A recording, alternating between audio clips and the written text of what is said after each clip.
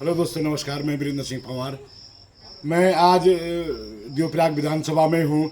जो कांग्रेस की संकल्प यात्रा आज चल रही है, पिछले दिनों में पौड़ी में था। मैंने आपको दिखाया था कि कांग्रेस की जो संकल्प यात्रा चल रही है। आज देवप्रयाग विधानसभा में हूँ। यहाँ पे बहुत बड़ी संख्या में आज कांग्रेस के कार्यकर्ता एकजुट हुए और यहाँ देवप्रयाग विधानसभा में प्रीतम सिंह जी और विक्रम सिंह नेगी जी के नेतृत्व में यहाँ पे आज पूरे कांग्रेस कार्यकर्ताओं को संबोधन किया गया, जिसमें यहाँ पे डॉक्टर प्रताप भंडारी जी और मंत्री प्रसाद नैथानी जी कांग्रेस के प्रबल दावेदार हैं। तो आप भी देखिए, अलग अलग वक्ताओं के अपने अपने विचार हैं।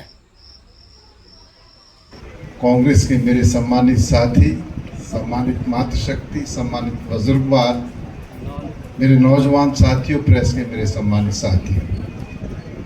साथियों, परिवर्तन संकल्प यात्रा इस प्रदेश के अंदर कांग्रेस ने प्रारंभ करने का काम किया और इस यात्रा को हमने 4 भागों में बांटने का काम किया। एक भाग टिहरी और उत्तरकाशी, दूसरा भाग पौड़ी, रुद्रप्रयाग और चमोली, तीसरा भाग पिथौरागढ़, बागेश्वर और चंपावत, और चौथा भाग अल्मोड़ा और नैनीताल। हमने पर्वतीय क्षेत्र के जितने जनपद थे उन जनपदों में इस परिवर्तन यात्रा को प्रारंभ करने का मकसद था कि हम बरसात से पहले तमाम विधानसभाओं में जाकर के कांग्रेस के अपने सम्मानित साथियों से ये आग्रह करते हुए कि ये निवेदन करते हुए कि परिवर्तन यात्रा निकालने का मकसद क्या था, क्यों हम परिवर्तन यात्रा इस सूबे के अंदर निकालने का काम कर रहे हैं, ये आज मैं आपको अवगत कराना चाहता हूँ। साथियों, अभी हमारे बहुत सारे साथियों ने मंच से अपनी अपनी बातें कही, लेकिन एक बात मैं बड़े स्पष्ट तौर पर कहना चाहता हूँ कि कांग्रेस के अंदर टिकट वितरण की एक व्यवस्था है। उसी व्यवस्था के तहत टिकट का अनंतिम रूप देने का काम राष्ट्रीय नेतृत्व करता है और जिस व्यक्ति को भी टिकट दिया जाता है तो कांग्रेस के एक एक साथी से ये अपेक्षा की जाती है कि वो कांग्रेस के चुनाव निशान हाथ को मजबूत करते हुए कांग्रेस को जिताने का काम करते हैं। मुझे आज खुशी है इस बात की कि आज आपके बीच में आने का अवसर मिला और जितनी बड़ी संख्या में आप यहाँ पर उपस्थित हैं, ये संकेत है इस बात का कि आपने परिवर्तन का मन बना लिया। और मैं समझता हूं कि 2027 के चुनाव में देवप्रयाग विधानसभा से कांग्रेस का विधायक होगा, ऐसा मेरा विश्वास है, ऐसा मेरा भरोसा है। साथियों, परिवर्तन की आवश्यकता क्यों पड़ी? आपने 2017 के चुनाव में भी और 2022 के चुनाव में भी प्रचंड बहुमत के साथ भारतीय जनता पार्टी की सरकार बनाने का काम किया। आज सरकार बने हुए लगभग 9.5 वर्ष का कार्यकाल हो गया है और इन 9 वर्षों में जितने घाव इस सरकार ने उत्तराखंड के लोगों को देने का काम किया है, इस परिवर्तन यात्रा के माध्यम से हम उन घावों पर मरहम लगाने का प्रयास कर रहे हैं, कोशिश कर रहे हैं। आपको याद दिलाना चाहता हूं कि सत्ता में बैठे हुए लोगों ने सबसे पहले वादा आपसे और हमसे किया था और नारा भी दिया था कि बहुत हुई महंगाई की मार, अब की बार भाजपा की सरकार। आपने और हमने उनके नारे पर विश्वास करते हुए प्रचंड बहुमत के साथ डबल इंजन की सरकार बनाने का काम किया। लेकिन आज मैं आपसे पूछना चाहता हूं, आज मैं आपसे जानना चाहता हूं, भाजपा के लोगों ने, डबल इंजन की सरकार ने जो वादा आपसे और हमसे किया था कि महंगाई कम होगी, क्या महंगाई कम हुई? जरा आप बताओ ना। हमारी मातृशक्ति हमारे बीच में बड़ी संख्या में बैठी हुई, आज आपसे पूछना चाहता हूं कि क्या महंगाई कम हुई? भाजपा के लोग क्या कहते थे जब हमारी सरकार थी तो 400 का सिलेंडर था, तब भी कहते थे कि सिलेंडर बहुत महंगा है। कांग्रेस के जमाने में महंगाई बहुत ज्यादा हो गई है। और तो और दिल्ली से लेकर के देश के हर कोने में भारतीय जनता पार्टी के नेता जाते थे और इस बात को कहते थे कि कांग्रेस के शासनकाल में महंगाई अपने चरम पर है। और जब वादा किया इस बात का कि अगर हम सरकार में आएंगे, बीजेपी सरकार में आएगी, तो हम महंगाई कम करेंगे, इस पर हमने विश्वास किया और प्रचंड बहुमत से उनकी सरकार बनाने का काम किया। तो आज हालत क्या है? जो 400 का सिलेंडर हमारे समय में था, वो जो है 1000 पर पहुंच गए। क्या यही अच्छे दिन है? क्या आपको अच्छा दिन, ये अच्छे दिन लग रहे हैं कि 400 का सिलेंडर 1000 पर पहुंच गया? 55 रुपए लीटर डीजल था, वो 94 पर पहुंच गया। 72 रुपए जो है रुपए लीटर जो है पेट्रोल था, वो पेट्रोल जो है आप देख लीजिए 100 के पार चला गया। हालात बद से बदतर है।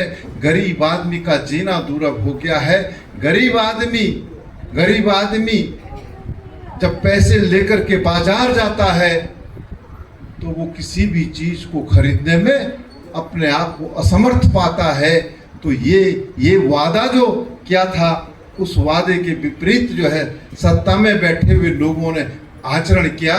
इसीलिए हमने मंत्री प्रसाद नैथानी जी परिवर्तन यात्रा निकालने का संकल्प लिया है। आपसे और हमसे वादा किया था कि अच्छे दिन आएंगे, बोला था कि नहीं बोला था? काला धन आएगा, ये बोला था कि नहीं बोला था?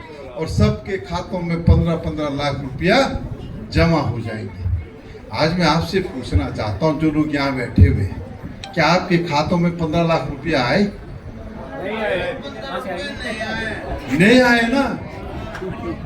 तो मैं एक बात जरूर कहना चाहता हूं इस परिवर्तन यात्रा के माध्यम से कि जब भाजपा के लोग आपसे वोट मांगने आए तो उनसे ये जरूर कहना कि भाई हम वोट देने के लिए तो तैयार है, लेकिन हमारा पिछला जो हिसाब है, जो पिछला 15 लाख आपने देने का वादा किया था, वो 15 लाख हमारे खातों में जमा कर दो। वैसे तो ब्याज भी लगता है क्योंकि 2014 की बात है, और ब्याज लगाकर अगर जोड़े तो 30 लाख के पार चले जाता है। लेकिन कई बार हम कहते हैं कि चलो आपसी सहमति से जो है ब्याज हम माफ कर देते हैं, 15 लाख रुपए जमा कर दो। जब आप ये प्रश्न भाजपा के लोगों से पूछेंगे तो इधर उधर की करने का काम वो करेंगे। इसलिए आपसे कह रहा हूं, इसलिए आपसे कहने आया हूं कि आज सत्ता में बैठे हुए लोगों ने आपका और हमारा शोषण करने का काम किया। आज प्रदेश की सरकार की स्थिति क्या है? कानून व्यवस्था पूरी तरीके से ध्वस्त है। आए दिन प्रदेश के अंदर हमारी मातृशक्ति पर अपराध हो रहे हैं और उन अपराधों में भारतीय जनता पार्टी के नेता संलिप्त हैं।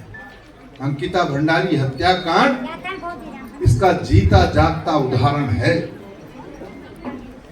कहने को तो सरकार ने कह दिया कि अंकिता भंडारी हत्याकांड की हम सीबीआई जांच कराने का काम करेंगे।